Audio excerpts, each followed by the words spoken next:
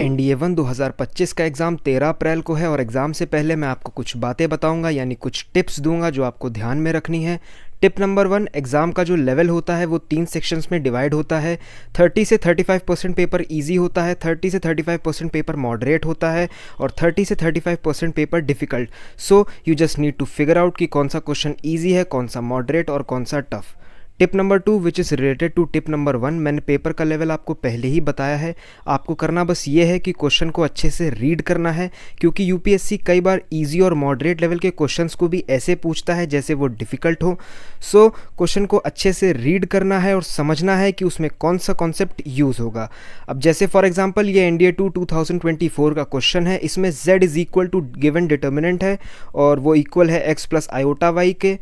और हमको modulus of z की वैल्यू पूछी गई है। इसमें डिटर्मिनेंट और कॉम्प्लेक्स दोनों चैप्टर्स के कॉन्सेप्ट यूज़ होंगे। पहले डिटर्मिनेंट की वैल्यू फाइंड करेंगे जो कि आएगी z is equal to 1 plus iota और मॉड्यूलस ऑफ z होगा square root of 2।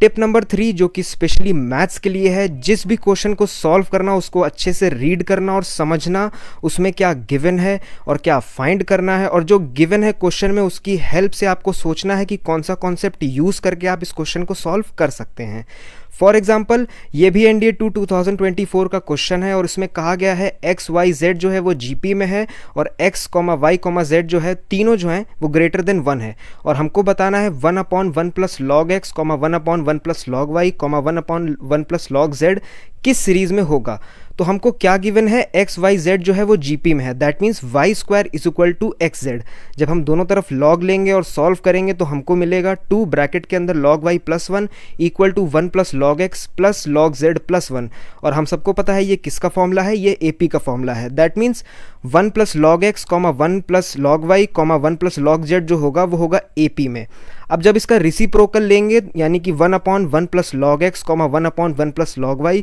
1/1 plus log z, ये तुम्हारा किस में हो जाएगा, HP में, और यही हमको बताना था। तो इसका मतलब ये है कि आपको जो है क्वेश्चन अच्छे से रीड करना है और जो मैंने आपको गिवन प्रोसीजर बताया है उसकी हेल्प से आप क्वेश्चन को ईजिली सॉल्व कर लोगे। टिप नंबर 4, अपने ईगो के चक्कर में कभी भी एग्जाम में ये मत करना। लेट्स अज्यूम आपको कोई क्वेश्चन सॉल्व कर रहे हो, उस टाइम उसका जो कॉन्सेप्ट है वो आपको दिमाग में नहीं आ रहा है, बट आप अपने ईगो के चक्कर में ये सोचते हो कि यार ये तो मैंने पढ़ा था एग्जाम से पहले, इससे रिलेटेड मैंने क्वेश्चंस भी सॉल्व करे थे, इसको तो मैं सॉल्व करके रहूँगा। तो ये जो चीज़ जब आपके दिमाग में आती है ना, तो आपके अंदर वो ईगो जनरेट होता है जिसकी वजह से आप अपना टाइम जो है वो बर्बाद करते हो। तो करना आपको ये है कि थोड़ी देर के लिए इस टाइप का जो क्वेश्चन है उस पर आप सर्कल मार दीजिए और लीव कर दीजिए, जो मतलब आप आगे वाले टाइम पे सॉल्व करोगे, ठीक, या फिर कह सकते हो एंड में आप सॉल्व करोगे, और जो आगे के क्वेश्चंस हैं उनको सॉल्व करो। हो सकता है कि वो सवाल इजी हो तो आप जल्दी सॉल्व कर लो। और ऐसा मैं इसलिए बोल रहा हूँ क्योंकि पेपर के अंदर टाइम कम होता है, क्वेश्चन ज़्यादा होते हैं, कई क्वेश्चंस में आप फंस सकते हो, और टाइम मैनेजमेंट तो बड़ा ही ज़रूरी होता है। टिप नंबर 5 जो कि OMR शीट से रिलेटेड है, मुझे नहीं पता आप OMR शीट कैसे फिल करते हो, बट मैं आपको सजेस्ट करूंगा कि सबसे पहले OMR शीट में अपनी डिटेल्स अच्छे से फिल कर देना, और उसके बाद जो भी आप क्वेश्चन सॉल्व कर रहे हो उस टाइम पे उसका जो ऑप्शन है वो तुरंत ही OMR शीट में फिल कर देना। अब ऐसा मैं इसलिए बोल रहा हूँ क्योंकि कई लोग सोचते हैं कि मैं पूरा पेपर सॉल्व कर लूँगा और उसमें ही ऑप्शन टिक कर दूंगा और एंड में OMR शीट जो है वो मैं फिल करूँगा, और ऐसे टाइम पे मोस्टली स्टूडेंट एंड में आते आते क्या होता है, बहुत पैनिक कर जाते हैं, और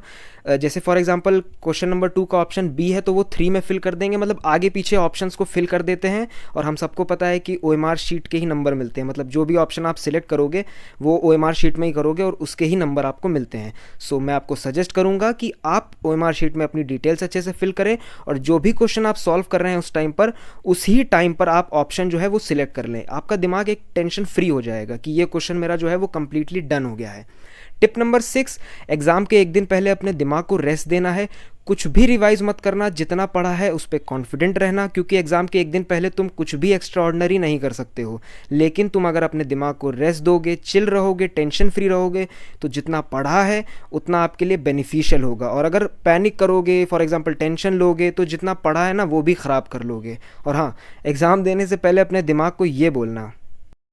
आइए देखते हैं मजा आएगा। टिप नंबर 7, मैथ्स का जो पेपर होता है उसके बाद आपको कुछ टाइम मिलता है, मतलब GAT के पेपर होने से पहले आपको कुछ 1-1.5 घंटा या 2-2.5 घंटा जो भी आपको टाइम मिलता है, उसमें कभी भी अपने मैथ्स का जो पेपर आप करके आए हो, रैंडम जो भी बंदे खड़े रहते हैं एग्जाम हॉल के बाहर, उनसे डिस्कस मत करना। हो सकता है उनका किसी पर्टिकुलर क्वेश्चन का जो आंसर है वो आ रहा हो तुम्हारा √2, और तुम्हारा आंसर आ रहा हो साइन इनवर्स एक्स। तो ऐसा इसलिए बोल रहा हूँ ना मैं, क्योंकि कई बार क्या होता है कि जीएटी का पेपर आप देने जा रहे हो, उससे पहले ही आपके दिमाग में आ गया कि भैया मैथ्स का पेपर तो हम ख़राब करके आ चुके हैं, अब जीएटी देने से कोई फ़ायदा नहीं। बट हो सकता है कि आपका एक दो सवाल ही गलत हो, बाकी आपने सही किए हों, एक्यूरेट किए हों।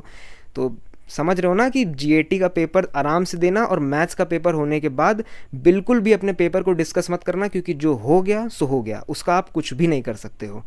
टिप नंबर 8, पेपर को कहीं से भी शुरू करो, इट डजेंट मैटर, बस क्वेश्चंस को अच्छे से रीड करना। जिस भी सेक्शन में या जिस भी क्वेश्चन में आपको कॉन्फिडेंस लगे, फॉर एग्जांपल कई बार ऊपर से जो क्वेश्चन स्टार्ट होते हैं वो अलजेब्रा के होते हैं, कई बार क्या होता है ऊपर से जो क्वेश्चन स्टार्ट हो रहे हैं वो स्टैटिस्टिक्स और तुम्हारा क्या बोलते हैं प्रोबेबिलिटी के हैं। तो अगर आपको जो भी सेक्शन में कॉन्फिडेंस है आप उस सेक्शन से स्टार्ट कर सकते हो, क्योंकि एट द एंड आपको क्वेश्चन सॉल्व करना है, वो भी सही तरीके से। जय हिंद।